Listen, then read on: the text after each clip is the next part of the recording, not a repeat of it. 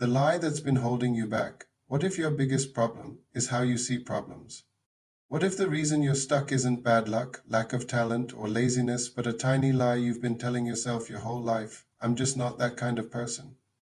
Carol Dweck's book Mindset reveals something quietly dangerous. The way you think about failure might be silently controlling your entire life, your confidence, your habits, your career, your relationships. And here's the kicker: changing that mindset doesn't take talent, money, or years of effort. It just takes flipping a mental switch that says, I can grow.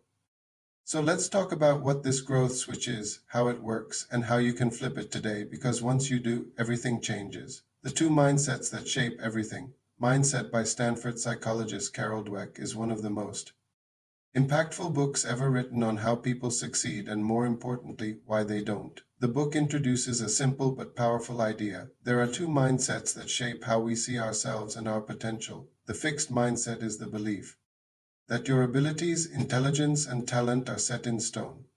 You're either good at something or you're not. People with a fixed mindset avoid hard things because failure feels like proof that they're not good enough.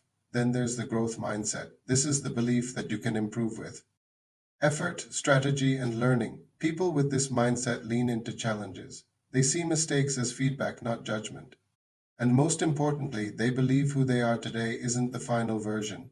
Dweck's research proves that the growth mindset isn't just about being optimistic, it's about unlocking your potential in real, measurable ways. It affects how kids learn, how athletes train, how CEOs lead, and how all of us respond to failure. And the best part: you can choose which mindset to live by. Key takeaways: the lessons that shift everything, the two paths your brain can take. The first major lesson in the book is that your mindset acts like a filter on your life.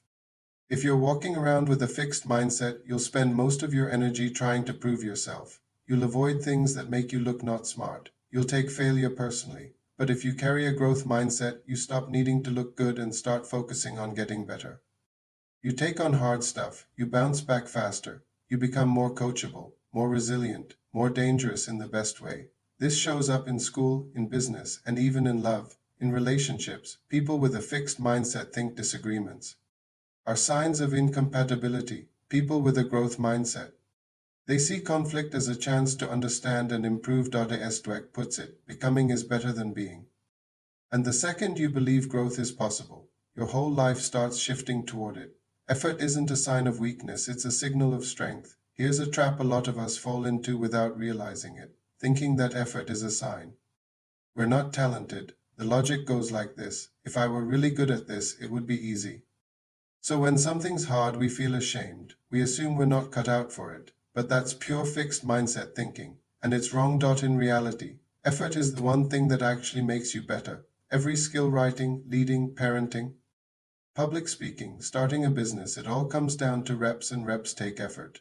Dweck's research shows that people with a growth mindset actually value effort. They don't think it means they're failing, they think it means they're growing. So next time something feels hard, don't take it as a red flag. Take it as a green light, because if it's easy, you're not growing.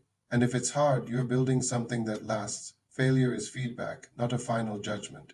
This might be the hardest truth in the whole book, but also the most freeing. Failure is only a problem if you treat it like a finish line. People with a fixed mindset see failure as proof that they're not good enough. But people with a growth mindset see it as feedback, not personal, just useful. Dweck tells the story of a study with students who were given impossible puzzles. The kids with a fixed mindset got frustrated and gave up. The kids with a growth mindset, they smiled. They actually enjoyed the challenge. One even said, I was hoping this would be informative. Why? Because they didn't expect perfection. They expected to learn. So if you've been scared to try something because you might fail, here's a new way to see it. Failure is your coach, not your judge. It's not yelling, you're not good enough. It's whispering, try a different approach. Be careful what you praise. This part is honestly mind-blowing.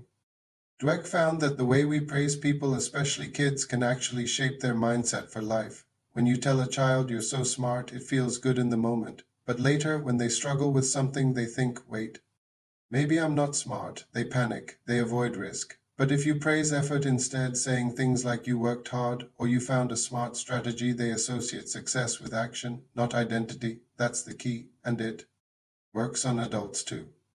If you're constantly trying to look like the talented one, you'll avoid anything that challenges that image. So start praising process over personality. Compliment the hustle, not the gift. It builds a mindset that's ready to take hits and keep going. Your mindset isn't fixed even if it's fixed right now.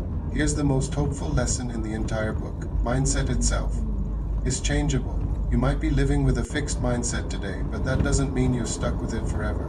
Dweck shows that the first step toward developing a growth mindset is awareness. You start to catch your fixed thoughts in the act. Instead of saying, I'm not good at this, you pause and reframe, I'm not good at this. Yet, that one word yet is ridiculously powerful. It turns a dead end into a detour. Some schools have even trained students to use yet every time they say they don't understand something. And guess what? Their performance goes up, their motivation increases, and their confidence skyrockets. So, if you take nothing else from this video, take this. Your brain is not a finished product. It's a work in progress, and the minute you believe it can grow, it will. The sneaky ways fixed mindset shows up. Even if you've started shifting into a growth mindset, the fixed mindset loves to sneak back in. It shows up in weird places, like when you avoid doing something because you're afraid to look dumb, or when you get jealous of someone else's success instead of inspired, or when someone gives you feedback and your first reaction is to defend yourself. That's the fixed mindset trying to protect its image. But now that you know what it looks like, you can catch it, you can pause, and you can choose the growth mindset instead, because growth isn't something you claim, it's something you practice. How to apply this in your daily life? Now that you know what the growth mindset is, how do you actually use it? Start by becoming more aware of your internal dialogue. Listen for those limiting beliefs that sound like I'm not creative, I'm not a leader, or I'm bad with money. And when they come up, add one simple word, yet I'm not a leader. Yet I don't get it. Yet I haven't succeeded. Yet then focus on praising the right things, especially with the people around you. If you're a parent, a teacher, a manager, or even just a friend, get into the habit of praising effort, not just results. Celebrate the grind, highlight the process. It makes people stronger. And lastly, start redefining success. Stop asking yourself, did I win? And start asking, did I grow? Because if you learned something, stayed in the game, or took the shot, you're doing better than you think. In conclusion, you're not done yet. Here's what mindset teaches us more than anything. You are not a finished product. Who you are today is just the starting point for who you can become. And no matter how many times you failed, no matter how many people told you that you couldn't, no matter how long you've believed that, you're just not that type of person. You can grow, you can get better, you can change your brain, your habits, your future. It's not about being the best, it's about getting better. And if you're watching this video, then guess what? You're already on your way.